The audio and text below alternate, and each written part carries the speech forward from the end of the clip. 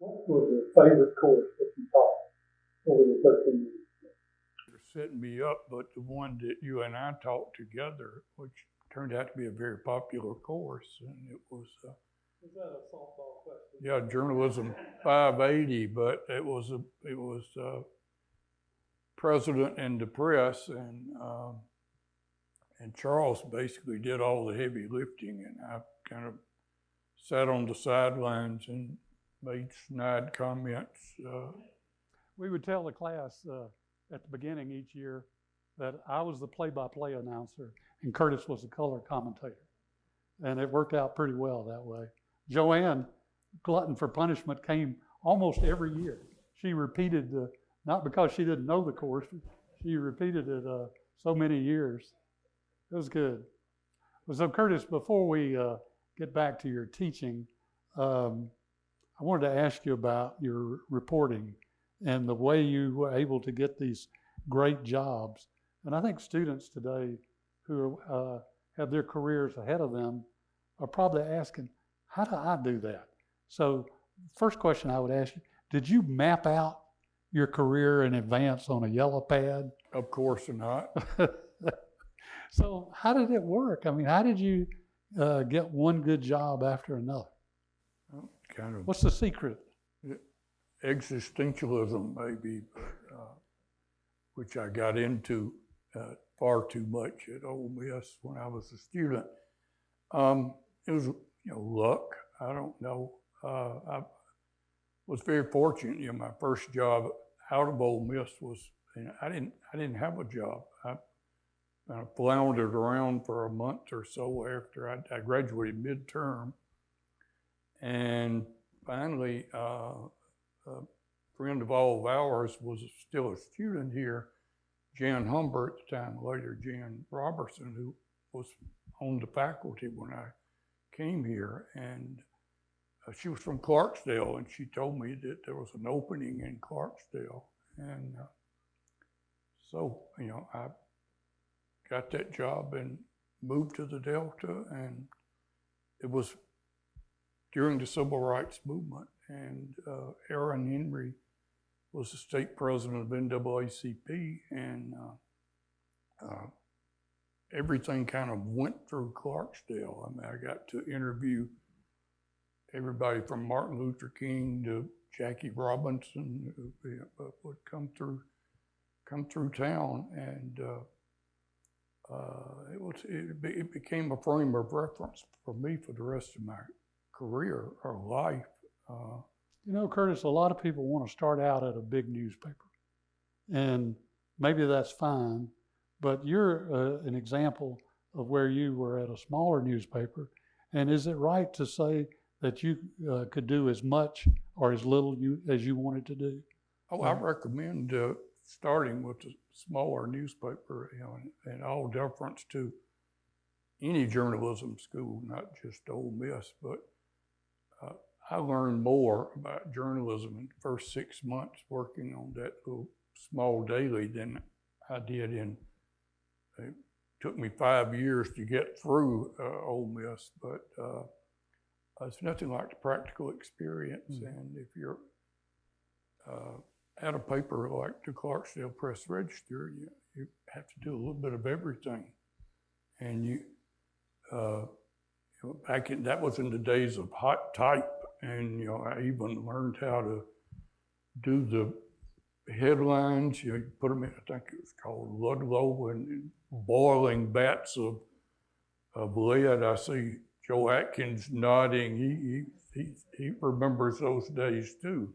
That was the days before OSHA, and I can remember having school tours through the composing room with that boiling hot type right next to kids. Yeah, and but you writing everything from obits to stories about the movement, covering civic clubs, whatever. So David Cruz and I have had this conversation. He's interested, and he's talked about writing a book about people's big break, the big break that led to different people being able to succeed. And so I don't see David here today. Normally he's here. For David, I would ask you, Curtis, what was your big break? Oh, I think you probably know it. I hate to describe it because it sounds like I'm boasting, but by this time I was working for a paper in Wilmington, Delaware, and I'd left Clarksdale and got a congressional fellowship and moved to Washington, and I was ready to leave Mississippi at the time anyway, and did that. Basically worked on Capitol Hill for 2 years, and then I wound up in Wilmington, and they turned me loose to cover the presidential campaign in '72. And following that, a book was written that I think is still taught in some journalism schools called The Boys on the Bus, and it was about the press corps. And I got a far too favorable role in that book. And he was a star, as many of you know, in Boys on the Bus. He was the chief boy. And back then it was boys. And well, there were, it was probably 95% guys, there were very few women. So, as you know, most people are not really overnight successes. But after that came out and you had done such a good job at Wilmington, you had both the Boston Globe and the Washington Post interested in you. Yeah, and the New York Times, after I went to work for the Globe, the Times made a run at me, and by that time I was so happy at the Globe that it was a given, and I knew I'd have more impact if I'd gone to the Times, but I chose to stay at the Globe, and I've got no regrets. Curtis lived and worked at the heyday of newspapers. He got to go all over the country as a political writer and eat in the best restaurants around the country. I had a few meals with Curtis. I remember a particularly good one out in San Francisco. And the top political writers would gather around Curtis. Curtis, I think, would frequently determine which restaurant. But it was just, it was a great way to make a living. But Curtis, you covered 8 presidential campaigns. Yeah. Which was your favorite? Probably Jimmy Carter in '76, simply because I started very early. I started covering him in November of '75. So I covered him for a year and saw that campaign grow from nothing. When it started, I would ride around in the car with him, and because there'd be nobody else even covering him sometimes, and Secret Service would be there, and that was it. But to show you how integral his newspaper reporting and his life were, how immersed he was in this, there was a time when your primary address was Plains, Georgia, right? Yeah, it was actually America's Georgia. I didn't have a home because I was going through a divorce, and I still remember it, room 220, Best Western Motel, America's Georgia. So Curtis, you covered a lot of politicians. Who of all the politicians you covered do you think would have been most qualified to be president who didn't get to be president? It's a good question. Are there any number of people I thought were good and well prepared, and some of them were inspiring, some of them were a lot of fun to be around.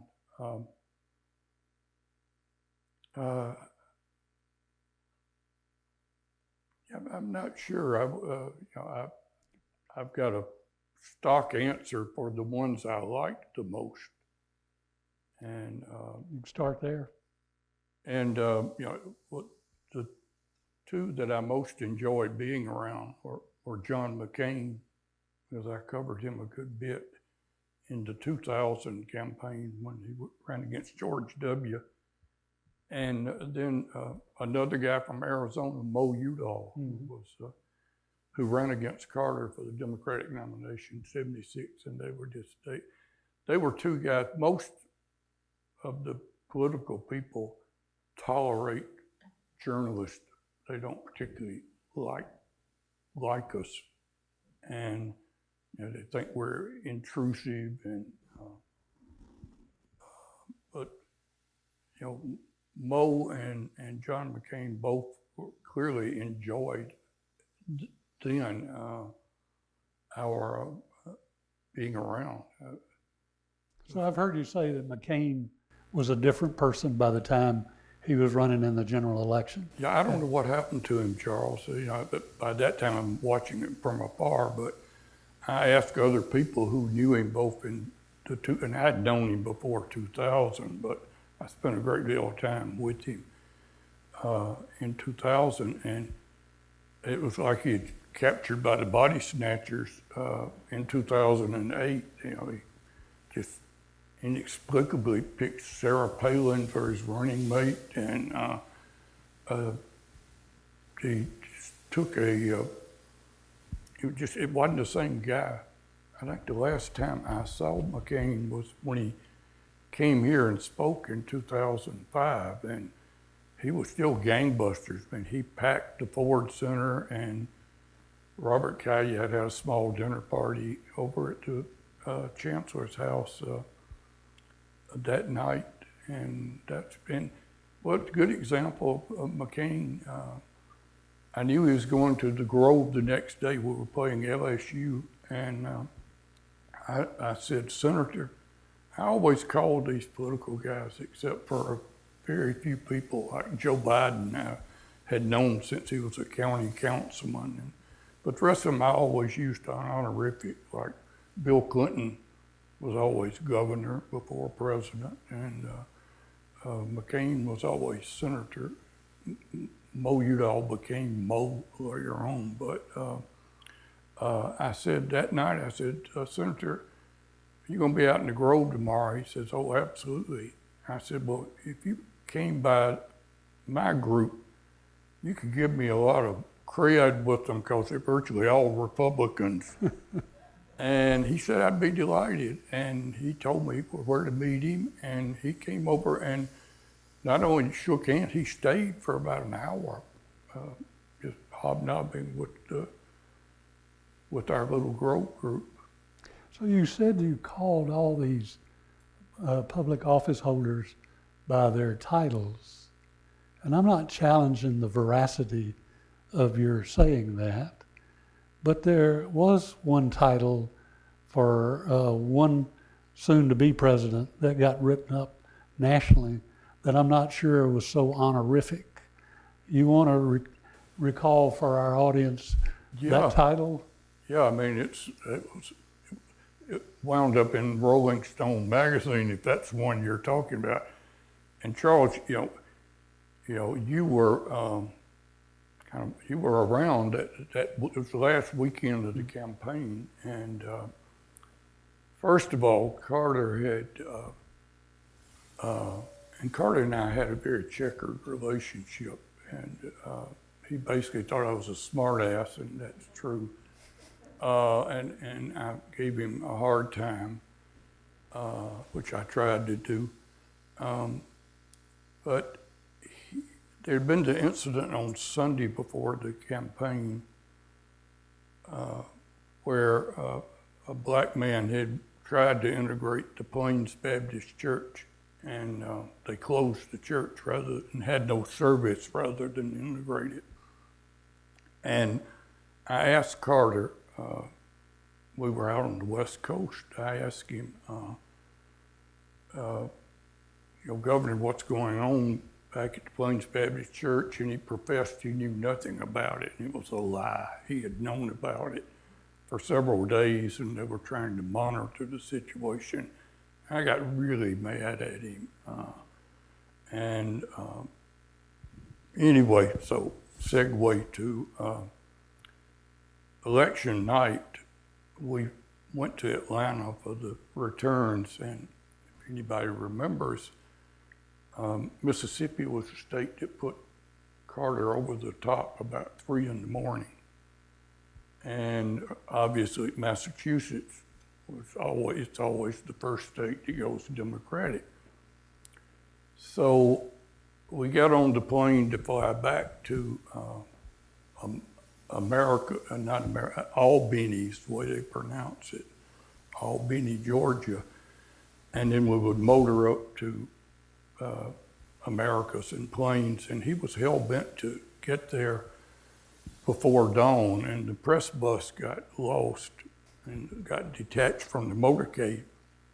So we get on the plane, and I didn't realize, this guy's just been elected president of the United States.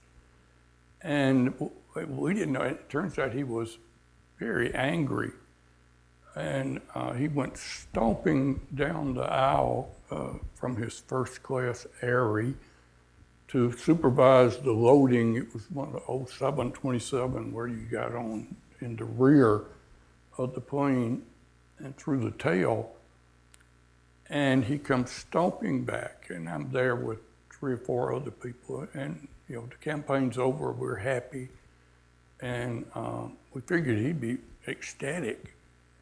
And so I thought it'd be a nice moment to congratulate him. So he came by, and I says, "Governor, congratulations." I said, "I didn't have to work very hard to deliver Massachusetts. I had to work like hell to bring in Mississippi." And he glared at me, and he's got a ferocious glare. He's got these very blue eyes, and he learned it, I think, from old Admiral Rickover, to try to intimidate people with his eyes. And he glared at me as he had done many times before. And he said, "If it weren't for people like you, this would have been over at 9 o'clock last night." And turned his back and went up. And I then remarked,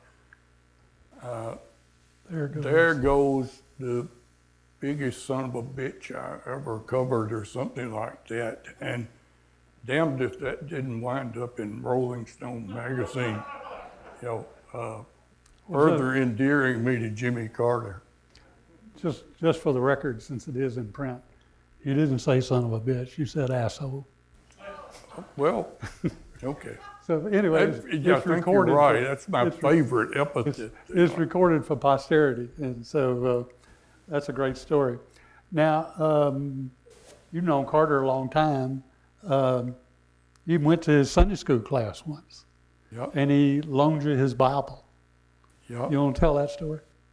Well, his mother, Miss Lillian, was constantly berating me. We lived there all summer. We didn't travel much. And everybody else would go to Sunday school and church, and I would go over to Billy Carter's, his brother's service station, drink beer with Billy, because on Sunday in Georgia back in those days, you couldn't sell alcohol. So he gave it away to friends, and Miss Lillian was on my case. So I went to Sunday school one day, and Carter was teaching the class. And he says, "Does anybody not have a Bible?" And of course, I didn't have a Bible. He says, "Well, of course you don't, and you need it more than anybody." But it was very touching that he loaned me his Bible, and I began looking at it. And a lot of us had kind of mocked his strong Baptist faith, and it was heavily annotated, underlined, dog-eared. Clearly the guy had spent a lot of time with this Bible. And I felt bad that I had ever been sarcastic about Carter. I just felt he was terribly pious, too pious, but clearly, this meant something to him. And I don't think I ever wrote anything, but we all kind of made fun of his self-righteousness. Curtis never took himself very seriously, and we enjoyed, with our class, kind of playing off of each other. And so Curtis was on Air Force One a lot as a pool reporter, covering different presidents. I was on Air Force One once, and I loved it, and Curtis hated it. And we used to tell our class why. So Curtis, tell everybody, why did you hate being on Air Force One? It was a different plane than the one they have now. I finally rode into new 747 in 2000, but we had the 707, and they stuck the pool, it would be about 6 of us, in the very tail of the plane, back by the back bathroom. And you don't have nice flight attendants. You had these Air Force guys waiting on you, and they begrudged you asking for a glass of wine. And I'm pretty sure they didn't have hard liquor at all. And that was in my drinking days. And so, you had a hard time even getting a glass of wine. And it wasn't comfortable. And everything else, all the stuff was going on in front of the plane anyway. We were so far removed from, and rarely would anybody ever come back to talk to us. So it's cramped. The press planes were great. The food was terrific. The flight attendants all knew me, and we'd get back on the press plane, and there would always be, for starters, 2 little miniature Jack Daniels with a glass of ice sitting on my seat. So, what would you rather do? Would you rather? So, Curtis, you probably of all the presidents you covered, the one you've known the longest is Joe Biden. Yeah, I've known Joe 50 years. So tell us something about Joe Biden that we might not know. Well, I don't think he's changed a great deal from when I knew him. He was county councilman in Wilmington, and Joe's a couple of years younger than me. It's this classic Joe. There were 2 Joe Biden stories. The first day I met him, I went to cover the county council meeting. And he had already heard, and I guess they had all heard, that I was a new reporter there. And I'd been working on Capitol Hill, which Joe thought was really impressive. And so Joe meets me, and then he says to the whole room and his colleagues, points at me, he calls me a son of a bitch right away. He says, "This poor son of a bitch has been working in Congress, and now he's up here in Wilmington covering a bunch of schmucks like us," or something. It's self-deprecating, but Joe thinks nothing of referring to somebody he didn't even know as a son of a bitch. Then fast forward 30 years, I'm at the last convention I ever covered in 2000. Democratic convention in Los Angeles, and I'm down on the floor, and I hear somebody yelling at me, and it's Joe. And so I go over and say hi to him, and he puts his hands on my shoulders. I had to clean this up because it was the same word he used when he told Obama about the health care is a big deal, but he had one word in front of it, and he says to me, "I went to the best bleep party at your alma mater I've ever been to." I said, "Good God, Joe, what?" He said, "The Grove, man, the bleeping Grove." And he's kind of yelling, and these people are looking around, where's all this profanity coming from? But I like Joe. What I think the characteristic comes across strongest today that I remember, he had incredible empathy for people. And I was in the middle. He had been elected to the Senate, and I'd been assigned to cover, to do a long takeout on young Mr. Biden goes to Washington. So I rode on the Amtrak with him down to Washington, spent the day with him one day as he was looking at his office, and he was going around shaking hands with people, and he said, everybody's going to think I'm an elevator operator, because he was at that point not old enough to be senator. He would become that age before he was sworn in. So I spent a lot of time with him on the piece, and as part of the piece, I had lunch with his wife, talked to her, and discovered that she was terrific. She had done her senior thesis at the University of Syracuse on Faulkner. So we kind of rapped about Faulkner a lot, and she was killed about 3 days later, and that, along with their young daughter, who was an infant, and the 2 sons were nearly killed. And it was just an incredible tragedy.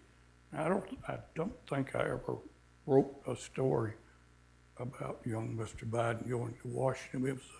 It was shattering, and how he overcame that, and maybe that helped him relate to people who are dealing with hardship. But that empathy is genuine, because I've seen it, and I know people that he's traveled to be with at bedsides or to call up and see how they're doing. So Biden's been president about 8 months now. What's your assessment of how he's doing? Yeah, I think he, I try not to, in public have strong opinions, but I'm relieved he's there. I think he's the good kind of person that we needed after 4 years of kind of chaos, and I frankly would be surprised if he runs for re-election. Curtis, let's turn to your third career, which is author. You've written 5 books. 6 books, Charles. Sorry, 6 books. I miscounted. Never would want to shortchange you. Which of those 6 books has been your favorite? I anticipated you were going to ask something like that. And, the books are like children. I don't have a real favorite. The book that was titled The Fall of the House of Zeus was the one that was most successful. And I'm very happy with the reporting that went into that. I think that's what, if it was a good book, I think that's why it was good, because I knew so many of the principal people in the story, including Dick Scruggs, his personal friend was before. He got mad at me after the book came out, and that got resolved fairly quickly. Dick is a good friend again. But the people on the other side, whether the prosecutors, they were very helpful. So I was dealing with all sorts of sides on the thing, and had the advantage of knowing so many of them, and virtually everybody would talk to me. I think Trent's one of the few people I can think of who wouldn't talk. So Curtis, as you know, 2 main elements of writing a book is the research/reporting, and then the writing. Which to you is the bigger challenge? I'd say they would be equal. Equal. Yeah. In fact, I spend more time on research than I do the writing. I enjoy writing. And it shows. Now, Curtis was in an office next to me, and he wrote at least 3 books from that office. Let's see, Charles. did Zeus. I did 4. 4 from that You know, office. Charles, you told me when you gave me this position at the Overby Center, said, one of the things was, I hope you will use it to write, and I did. So I've been in awe, really, of how prolific Curtis is. A lot of people talk about writing a book, and then they spin their wheels, and then they get around to doing the research. And it's generally a 5-year project or more for a lot of people. Curtis turns them out. And I always knew Curtis was a good reporter, but I really have come to appreciate what a good writer he is as well. And that shows up in all of your books. Of course, your latest book is When Evil Lived in Laurel, and it's gotten good reviews. And I want to ask you a couple of questions about this. One is, of course, it's about Vernon Dahmer and the murder of him. He's not really known as much as, say, Medgar Evers and others, yet his courage and what happened to him is every bit as amazing story as the other. Why do you think people don't know the name Vernon Dahmer? Well, he was active in that part of South Mississippi that people didn't read about it, didn't know what he was doing, but he was a major figure in the movement. The movement people all knew who Dahmer was, and I can't remember whether I knew who he was when he was murdered, but I never forgot it. And then I eventually, 32 years later, covered the trial where they finally convicted the Imperial Wizard who had orchestrated the murder. So Curtis, this is another great example of good reporting and good writing. Let's talk about the reporting first. What did you learn from your terrific research you did? That was the biggest thing you learned that you did not know before? That for all the reputation is fearsome, stealthy villains, the Ku Klux Klan was largely a collection of idiots. They were so incompetent, they could barely carry out any mission that they undertook. And obviously most of them didn't have a good education, but two classic examples. They set out to burn down Vernon Dahmer's home and kill him, but in the process, there were 8 guys who went on the raid in 2 cars. And they had pistols and shotguns and jugs of gasoline for king-size Molotov cocktails. Well, one of them was a guy named Billy Roy Pitts, and he loved Western movies. And he worked at an upholstery shop, and he fashioned himself a quick-draw holster. And so in the attack, he gets so excited, he loses, pistol falls out of his quick-draw holster. There was another character named Lightning Smith that was in one of the cars.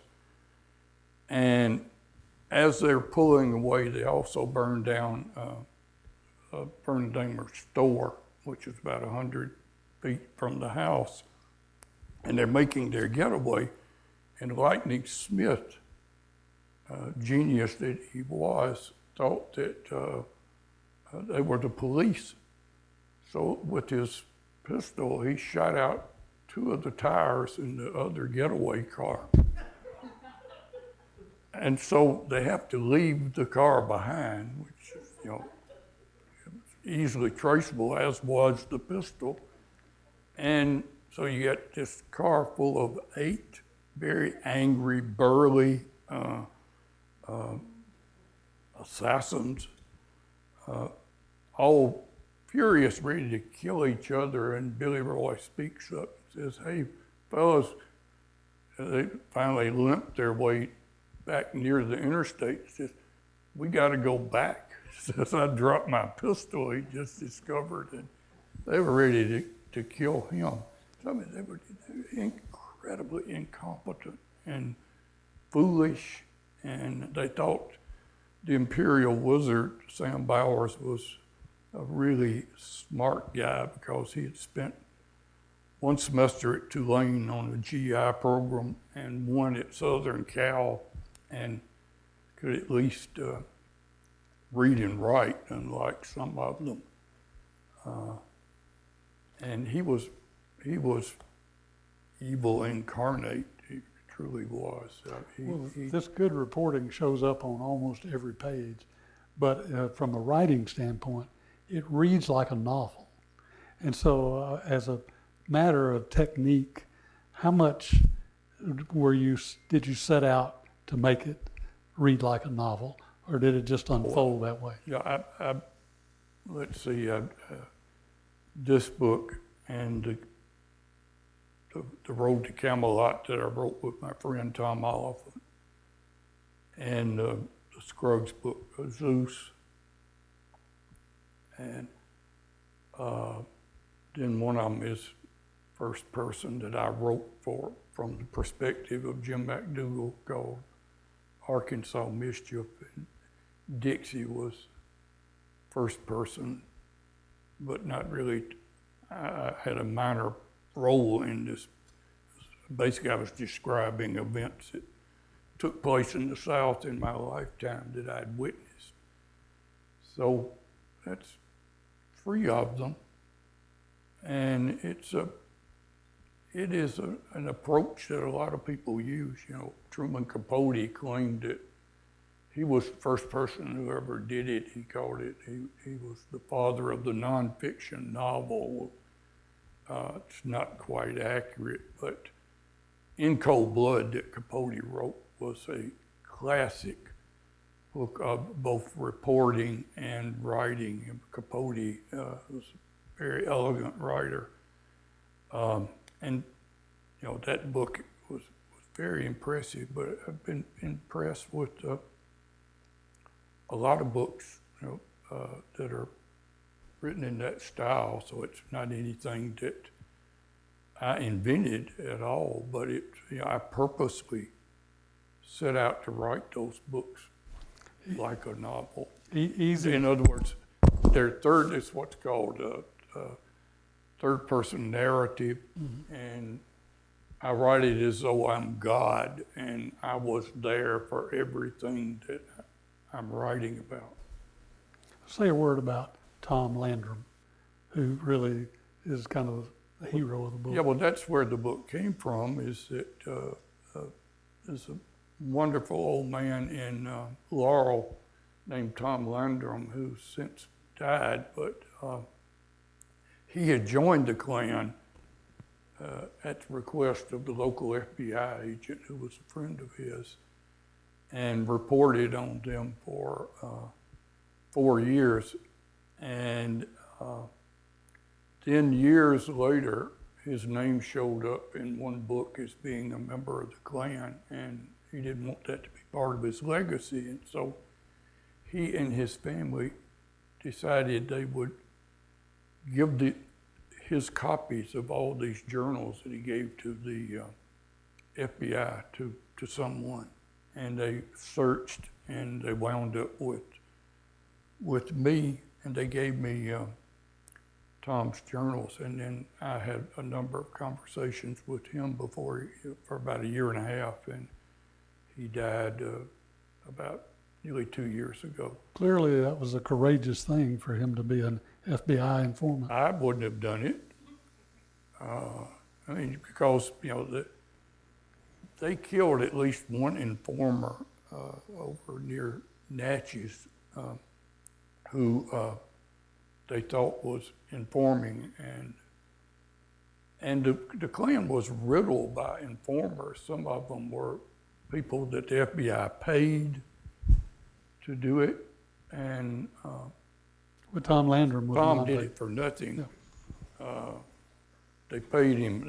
They paid him mileage. I think like 6 cents a mile, and that's all he did it because he was troubled by what the Klan was doing down in Jones County.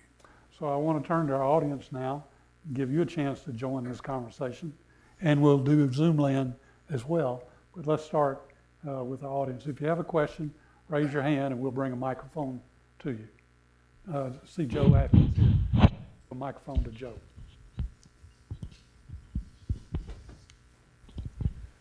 Curtis, what was it like covering the Middle East and people like Yasser Arafat? I'm sorry, Joe.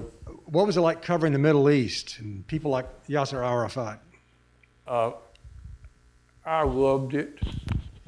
It was an exciting beat, and everybody talked, especially the Israelis and the Palestinians, which I lived in Jerusalem, and there are a lot of stories that we tackle that we have trouble just getting anybody to talk to us, return phone calls. And, they're so passionate about their sides that they want to get the information out, so they're very willing to talk.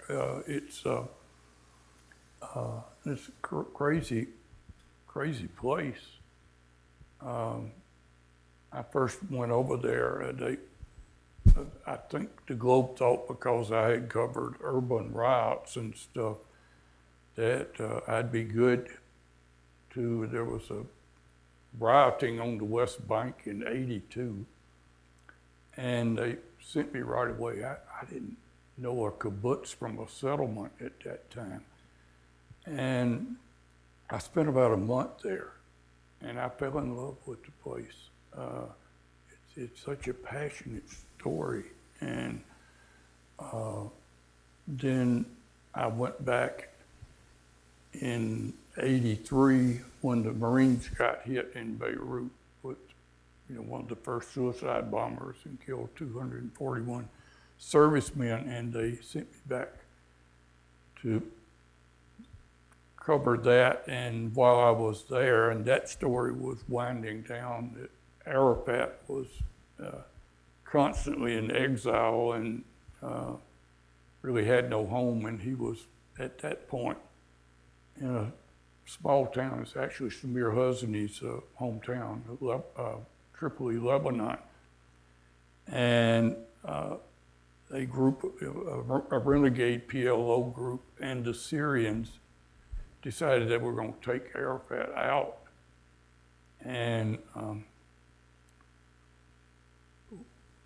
we were staying at the hotel in Beirut, and we get a taxi up to Tripoli early every morning and cover the war all day. And because of the time difference, we get back to Beirut early in the evening. We're still 7 hours from a deadline over here. And so that's when my first encounter with Arafat, he had been demonized so badly in this country.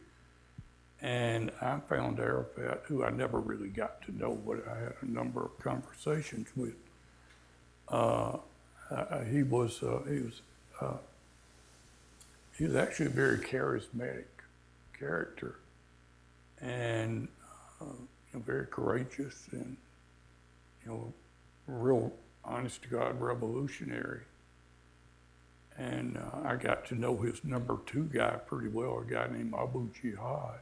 And I spent a lot of time with Abu Jihad, and especially in Amman, where he went to live after that.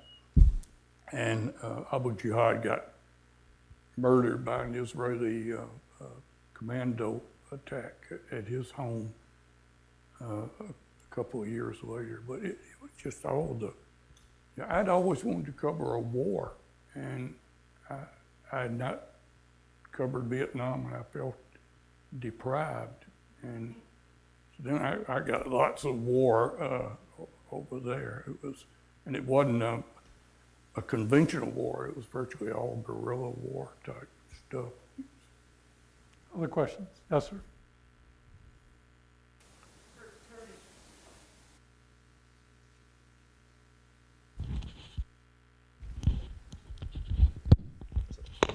Where Curtis. have you been? You were missing the whole baseball season. I know I had to work. They kept me in the legislature the whole session.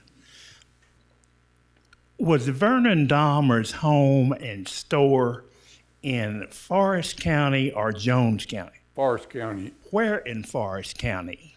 Just barely into Forest County. If you go from Hattiesburg, it would be northwest a little bit from Hattiesburg, but it was probably within a few miles of Jones County line. You're saying northwest or northeast? Northwest. In other words, you'd come down the interstate from Laurel, Okay. and there's actually an exit that is the road that the Damer place, because I've been there and visited with his family, and it's I think it's the first exit if you're heading south from Laurel. It's first exit in Forest County. 59 wasn't complete at the time of his murder, though, was it? I'm sorry?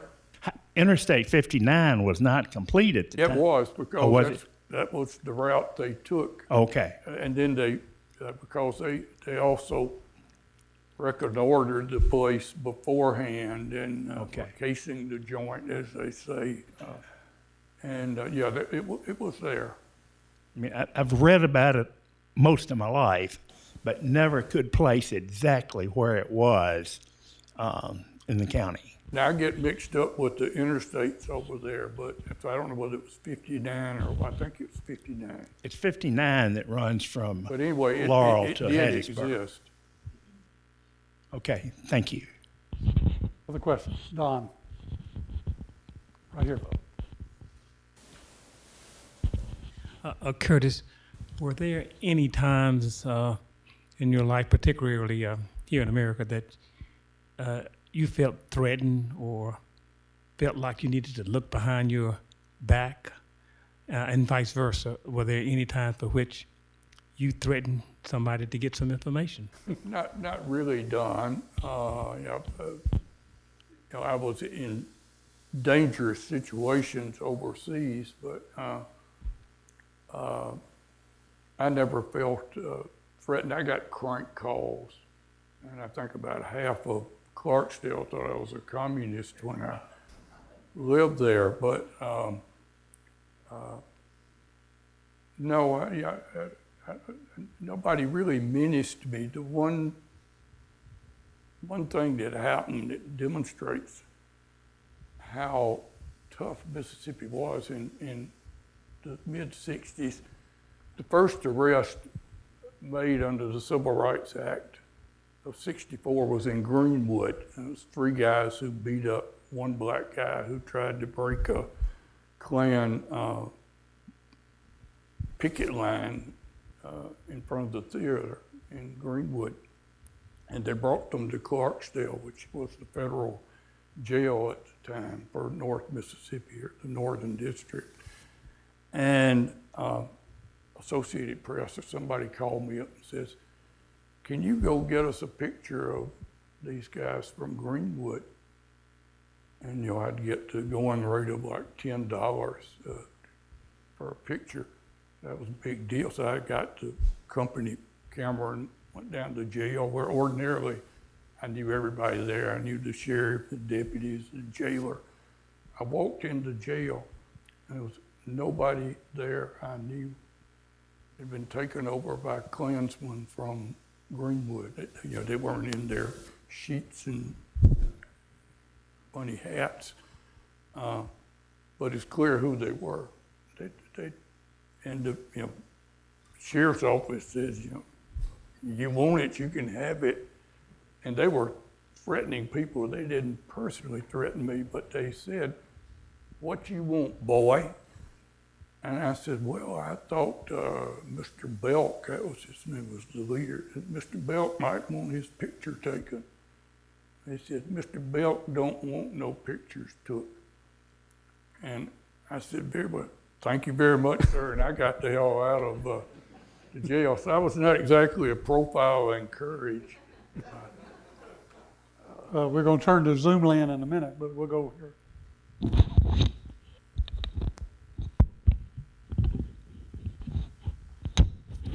Being a close friend of Dickie Scruggs, at the outset of writing your book, did you have any predetermined notions as to his guilt or innocence? I was astonished when he was arrested, as I think a lot of people were. And that's the reason I wound up writing the book. I would lie up in bed and I had all these questions, how in the hell did Scruggs and other people get involved here? And I wasn't getting the answers I wanted from what I was reading in the newspapers. And I said, finally, to myself, well, damn it, I'm gonna put on my old reporting hat again and see what I can find. And I found a lot. And I discovered that Dick was in fact guilty as he pleaded in court, and he's very open about it today, but he was very open with me. Dick wouldn't talk to me early, and I dropped him a note once I decided I wanted to write the book, and he called me right back and said, I'm just not going to talk, which he shouldn't have. It had been done for him to do so. He said, we're still trying to, put the pieces of the puzzle together. And I discovered, God knows there were so many pieces to that puzzle and so many people involved. I mean, it's a very rich story. And so, Dick acknowledged that he was guilty. I think of all the various people who went to prison, the one person who I felt was, I would have voted to acquit him if I'd been on the jury. It would be Dick's son, Zach. And, I think I know virtually all the evidence in that case, and there's no evidence that that really implicates Zach.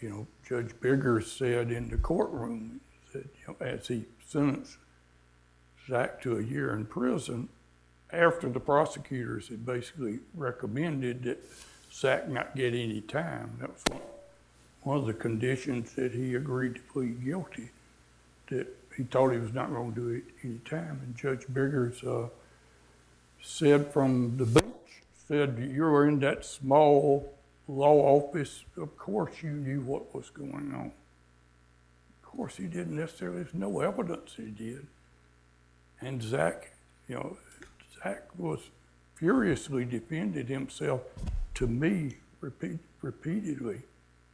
So I felt he was collateral damage, but the rest, everybody else, Bobby DeLauder was a friend of mine, and a nice, good judge with a good reputation in Hines County, and Bobby went off to prison.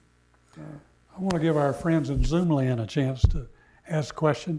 If you have a question of Curtis, unmute yourself and fire away. Got a good group of Zoom audience.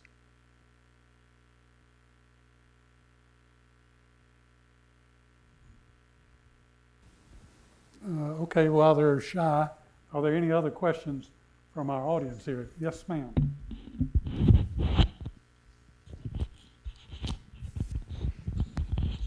Do you believe it's good to shut down censoring of dissenting voices in all social media right now? Is it good for America? Well, Charles and I are firm believers in First Amendment and freedom of speech. The problem I have with social media is there's so much that gets on the social media that's just not a matter of fact. It's opinion, and passing is accurate and truthful news. So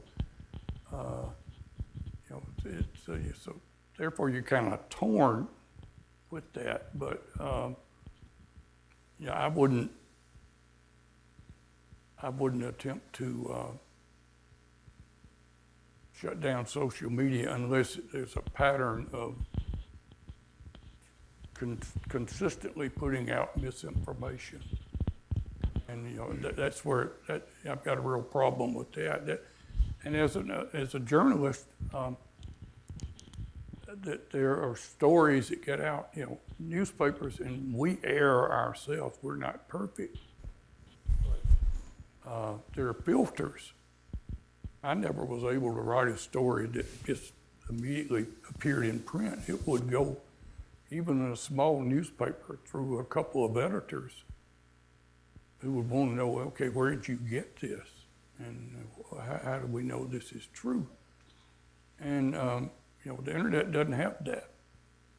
You know, you can get any sort of trash you want to in there, and people believe it's true.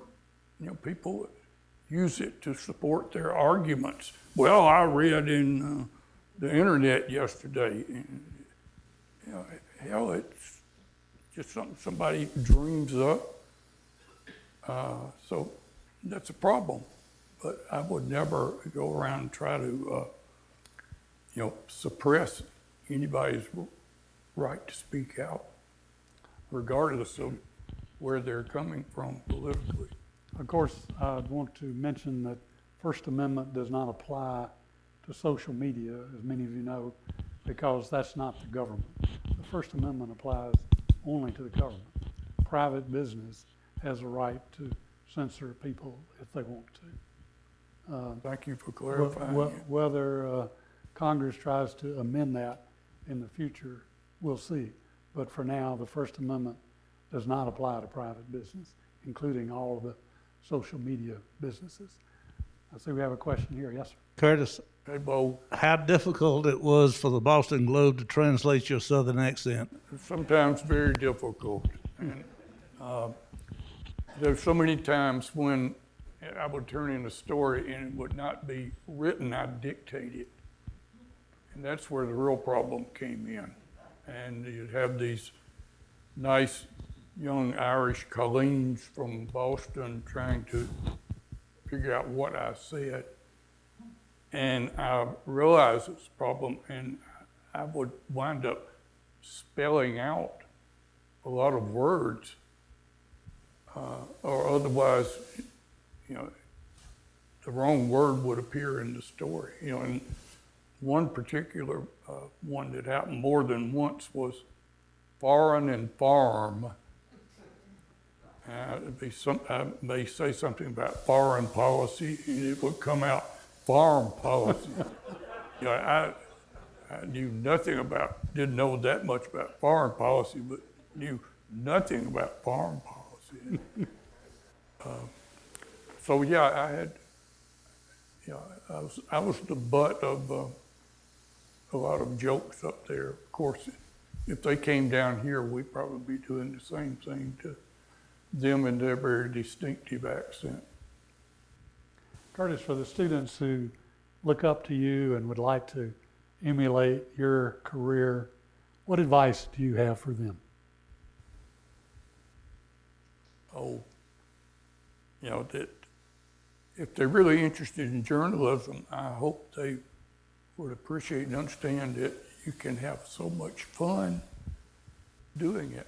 I loved my job, and it enabled me to travel to interesting places, to know interesting people, to cover interesting events, to see the world that I would never have seen had it not been for that. And you know, in terms of where they're actually working as journalists, you know, never just work as hard as you can, and you know, make sure you got the story right. Never assume that something because you think that this is right. You know, you better damn well confirm it. And I learned that to my own embarrassment more than once when I would write a story as a young journalist, assuming something, and it wasn't right at all. It's embarrassing. Actually, I did this in '92 for the Globe.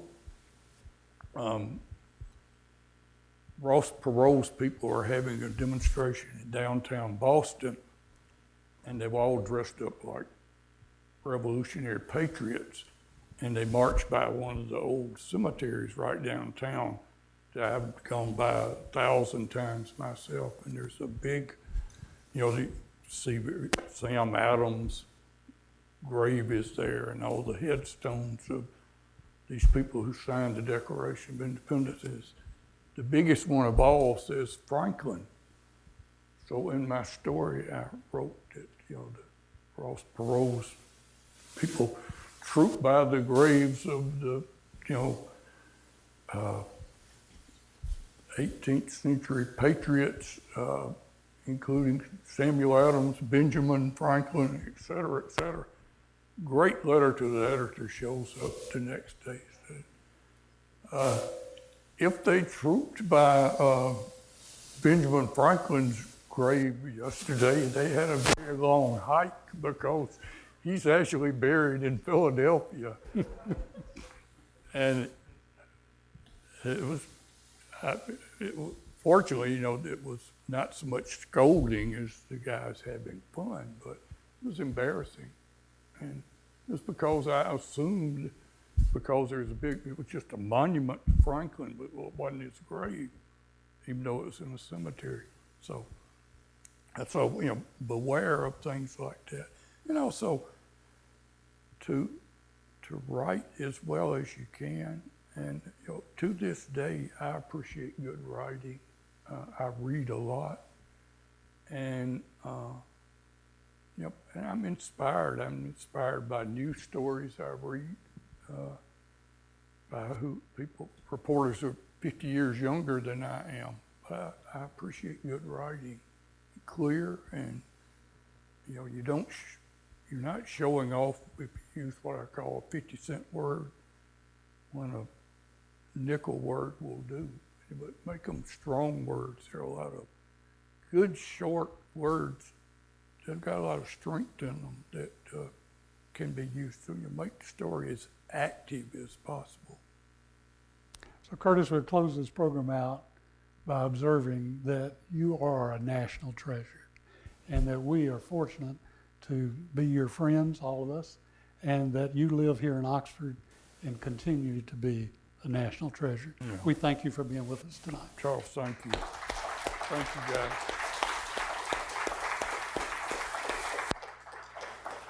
So as is our tradition, we have a reception that follows, and it's outside, great weather outside. So enjoy a little food and drink, and enjoy continuing this conversation with Curtis.